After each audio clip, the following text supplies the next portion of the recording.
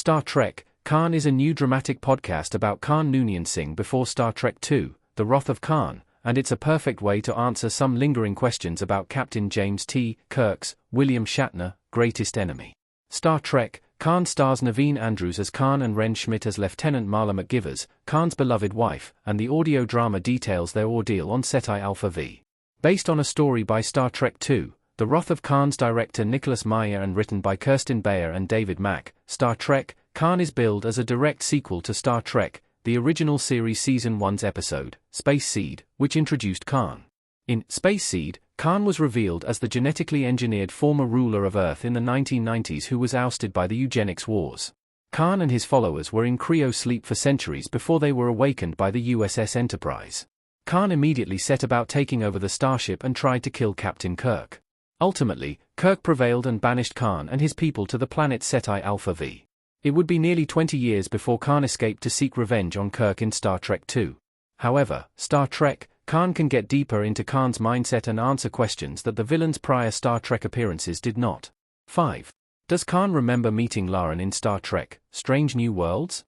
Will Star Trek, Khan delve into his childhood? Star Trek, Strange New Worlds Season 2, Episode 3, Tomorrow and Tomorrow and Tomorrow, featured the first canonical appearance of Khan Noonien Singh since Star Trek II, The Wrath of Khan, but with a twist. It was a young Khan, Desmond Sivan, who meets Lieutenant Lauren Noonien Singh, Christina Chong. Lauren time traveled to 21st century Toronto, Canada, with an alternate reality version of Captain Kirk, Paul Wesley, to fix Star Trek's broken prime timeline. Star Trek, Strange New Worlds established that Lauren is Khan's ancestor, which haunted Lauren throughout her life. Strange New Worlds' retcon of Khan in Tomorrow and Tomorrow and Tomorrow also established that the Noonien Singh family was prominent in the field of genetic enhancement. As a young boy, Khan lived at the Noonien Singh Institute for Cultural Advancement in Toronto, which is where Lauren found him. Will Star Trek, Khan touch upon the fact that Khan briefly encountered Lauren in his youth?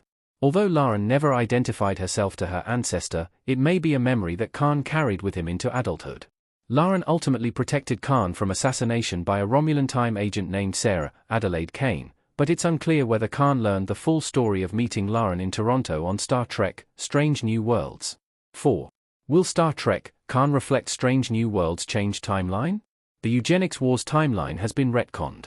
Star Trek, Strange New Worlds series premiere introduced a retcon of Star Trek's 20th and 21st century timeline.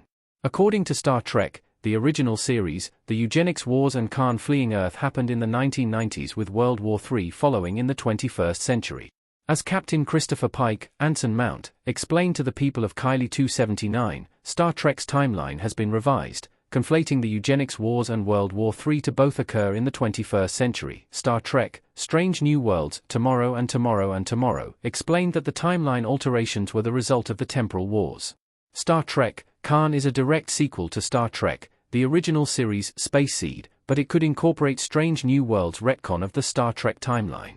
This would mean Khan was a boy and fled Earth in the mid-21st century, which would be before first contact with the Vulcans on April 5, 2063. It will be fascinating to see if Star Trek, Khan clarifies how Khan recalls his own life, and whether the audio drama will adhere to Star Trek, the original series version of events. Since Star Trek, Khan is co-written by Kristen Beyer, who is one of Star Trek on Paramount Plus' producers, the podcast may reflect Star Trek's altered timeline, which would permanently retcon Khan's history. 3. How long did Khan's wife Marla McGivers survive on Ceti Alpha V? Khan experiences the loss of his love.